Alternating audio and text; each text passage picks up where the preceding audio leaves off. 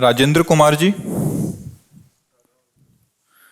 सतगुरुदेव भगवान के चरणों में कोटि कोटि नमन। गुरुदेव, ये मन तीनों गुणों में विचरण करता रहता है, क्या उपाय करें कि ये अधिक से अधिक समय सतोगुण में स्थिर रहे?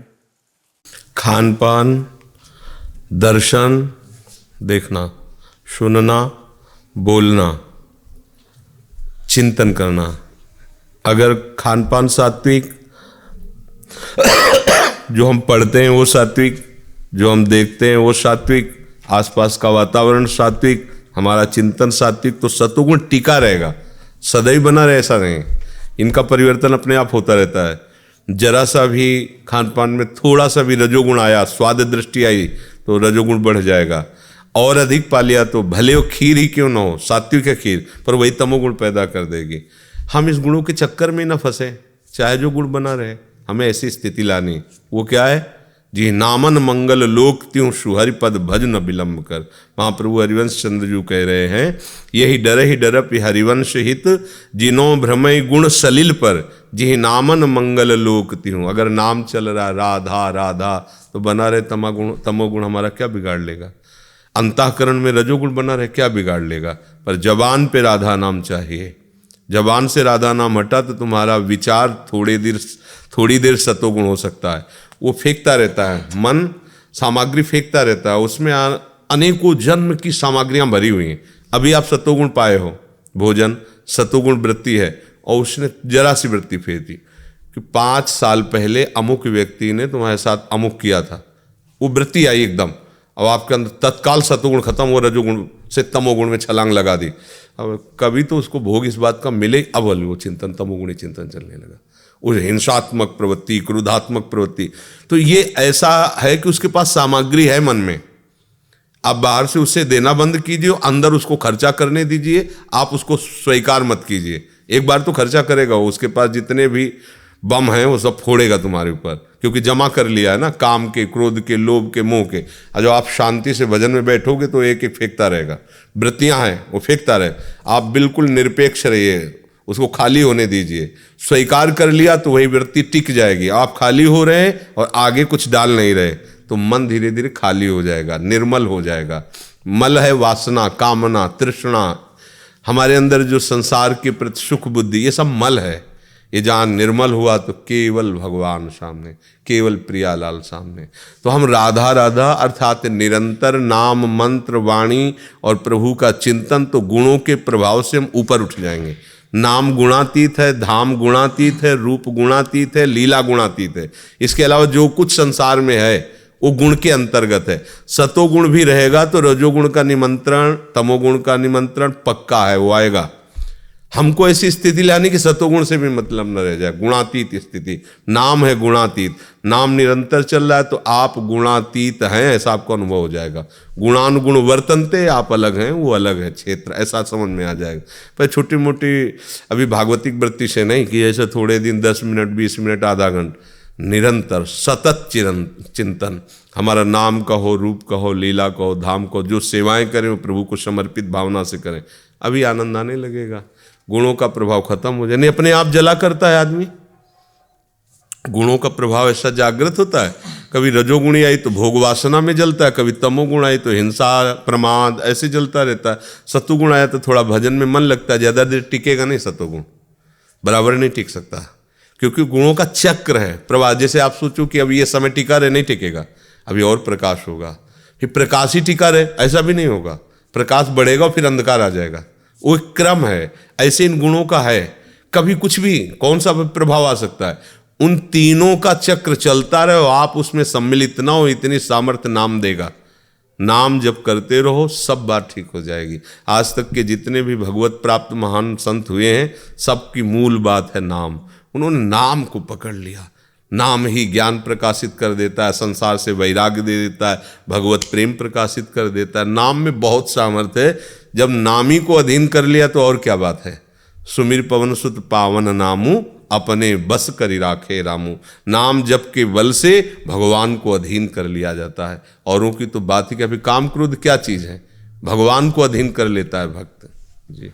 महाराज जी, क्या परिक्रमा के बीच में आपका सत्संग सुनकर और मंदिरों में दर्शन करते हुए परिक्रमा कर सकते हैं? बहुत अच्छा है, तो और अच्छा है, बहुत बढ़िया है, ऐसा कर सकते हैं। प्रियांशी जी फरीदाबाद से। श्री हरिवंश महाराज श्री, आपके चरणों में कोटि कोटि प्रणाम। महाराज जी, मैं श्री जी की सखी बनकर उनकी सेवा में जाना चाहती हूँ, आप मेरा मार्गदर्शन करें। अच्छा, पहले तुम राधा राधा रटना शुरू करो, ठीक है? बने बस राधा राधा राधा राधा राधा रटना शुरू करो, ठीक है? बस तुम्हारे लिए सबसे पहली सेवा, सबसे पहली आज्ञा है राधा राधा राधा राधा राधा राधा राधा राधा, ठीक है? पढ़ना आता है तो कौन सा? अच्छा सुना तुम, यहीं से सुनाओ। जोई जोई जोई प्यार करे सोई मोहे। प्यारो प्यारो, जोई जोई प्यारो करे सोई मोहि भावे, भावे मोहि जोई सोई सोई करे प्यारे। मोह को तो भवत ठोर प्यारे के अभी नैनन। सही उच्चारण आपका नहीं हो पर आप तुम्हारा ये सेवा आपकी, आप उससे सही उच्चारण। मुँह को तो भावती ठोर प्यारे के नैनन में, प्यारो भयो चाहे मेरे नैनन के तारे। मेरे तन मन प्राण हूँ ते प्रीतम प्रिय, अपने कोटिक प्राण प्रीतम मो सोहारे। जैसे हित हरिवंश हंस हंसिनी श्यामल गौर, कहो कौन करे जल तरंग निन्यारे। ठीक है, इसको अच्छी तरह से याद करो, फिर आके सुनाना और राधा राधा रटते रहो जी। शालिनी गुप्ता जी नासिक से। श्री हरिवंश महाराज जी, आपके चरणों में दंडवत प्रणाम। महाराज जी, यदि ना चाहते हुए भी लाख कोशिश करने के बाद भी किसी व्यक्ति के प्रति कोई शंका या विचार आते हैं और क्रिया न भी करें तो क्या पाप अपराध लगता है? पाप तो नहीं होगा, अंतःकरण मलिन हो जाएगा। किसका प्रश्न है? अंतःकरण मलिन हो जाएगा, क्योंकि मलिन चिंतन हो रहा है तो अंतःकरण पर प्रभाव पड़ेगा, उसका दंड नहीं मिलेगा आपको। कलिकर एक पुनीत प्रतापा, मानस पुण्य होई और नहीं पापा। मानसिक आप सोच रहे हो कि इसको मार दिया जाए तो आपको ना राजकीय दंड मिलेगा ना भागवतिक दंड मिलेगा। फिर आपने ये सोचा तो इसलिए आपका मन गंदा हो गया। अब मन गंदा हो गया तो आपको यही दंड मिलेगा कि वो ऐसे आचरण करवाएगा आपसे, ऐसी सोच करवाएगा, आप बैठे बैठे जलते रहोगे, जिसे कहा जाता है डिप्रेशन। ये गंदे मन का प्रभाव होता है। उसने ऐसे अपराध किए हैं कि अब उसका मन ही उसको साथ नहीं दे रहा, उसको जला रहा है, उसको मार रहा है, उसको दंड दे रहा है। देखो ना, लोग अपने आप आत्महत्या करने के लिए तैयार हो जाते हैं। क्यों? मन ने ऐसी स्थिति पैदा कर दी। तो बचना चाहिए। मन की गंदी वृत्तियों को हमें पवित्र करने के लिए मनुष्य शरीर मिला है, न कि और गंदा करने के लिए।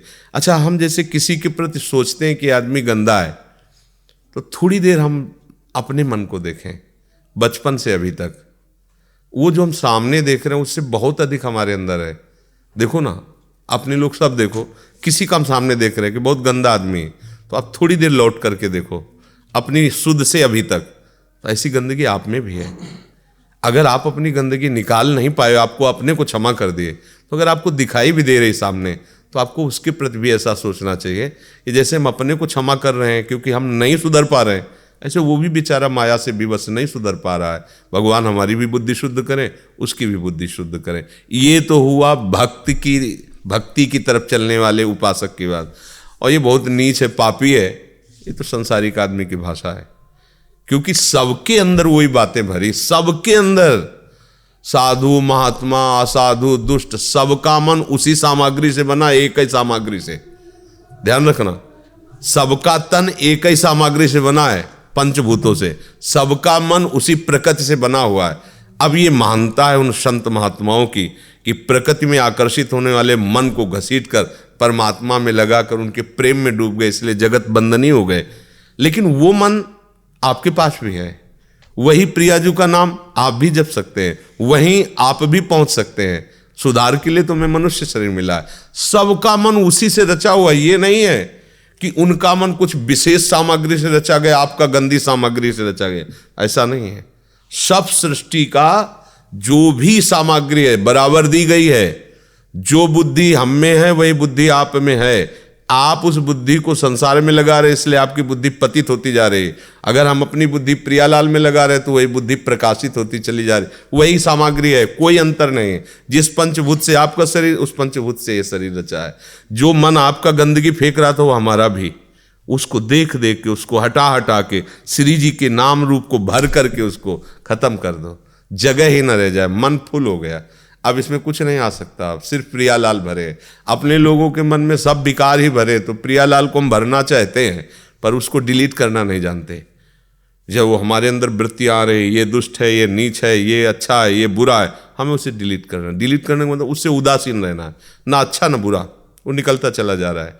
अच्छा तो रुक जाएगा और बुरा तो रुक जाएगा, क्योंकि आपने उसकी सत्ता मानी। उसकी सत्ता ही नहीं माननी। राधा राधा राधा लंबे समय तक, दीर्घ काल निरंतर सत्कार सेवितो दृढ़ भूमि, लंबे समय तक खूब नाम जप करते हुए बुरे आचरणों से बचा जाए और ऐसे मन को उदासीन भाव से देखा जाए तो मन धीरे धीरे खाली हो जाता है और अच्छे संस्कार मन में भर जाते हैं। कोई यहाँ गलत नहीं है। 3 गुणों का प्रभाव सबको रौंद रहा है, कोई सतोगुण से, कोई रजोगुण से, कोई तमोगुण से। अब वो बेचारा नहीं समझ रहा है कि हम गुण प्रवाह से हैं, लेकिन अपने लोग भक्ति मार्ग में तो समझ रहे ना कि गुणों से प्रेरित होकर के वो गलत आचरणों में फंस गया है वही जीव भगवान का शुद्ध अंश है। अब वो जिस दिन चेतेगा उस दिन निर्मल हो जाएगा। ऐसा नहीं कि उसके लिए ठौर नहीं है। हमारे प्रभु के चरणों में सबके लिए ठौर हो, कोई कितना भी बड़ा पापी हो, कैसा भी हो, अगर हमारे प्रभु के चरणों में, प्रियालाल के चरणों में आके दैन्यता से कि मैं आपकी शरण में नाम जप करने लगे तो महात्मा हो जाएगा, वो प्रेमी हो जाएगा। इतने कृपालु उदार हैं, सब माफ कर देते हैं। बस प्रियालाल का नाम जप करो, दूसरों पर दोष दर्शन करने की भावना का त्याग करो। क्योंकि हम दूसरों के हृदय क्या देखें, जब हमारे ही आंगन गंदा है तो हम दूसरे के यहाँ थोड़ा तिनका पड़ा देख रहे हैं तो कह रहे हैं बड़ा आलसी है, घर नहीं साफ करता, यहाँ पूरी गंदगी में। तो तेरे भावे जो करे, नारायण स्वामी कह रहे हैं, भलो बुरो संसार, नारायण तू बैठ के अपनो भवन बुहार। ना काहू सो बोलिबो ना कोई व्यवहार, बस अपनी कुंवर किशोरी को जियत निहार निहार। राधा राधा राधा, प्रपंच का त्याग करो, खूब नाम जप करो। यहाँ कोई बुरा भला नहीं है। गुणों के प्रवाह से गुण, कोई अच्छा दिखाई दे रहा है, कोई बुरा दिखाई दे रहा है, वही परमात्मा का अंश, प्रभु का अंश सब में है। हाँ, अब वो नहीं जान पा रहा है इसलिए बुरे मार्ग में जा रहा है बेचारा। अब वो जिस दिन जान जाएगा तो सही मार्ग में आ जाएगा। और हम जान गए सही मार्ग, तो चल के दिखाओ।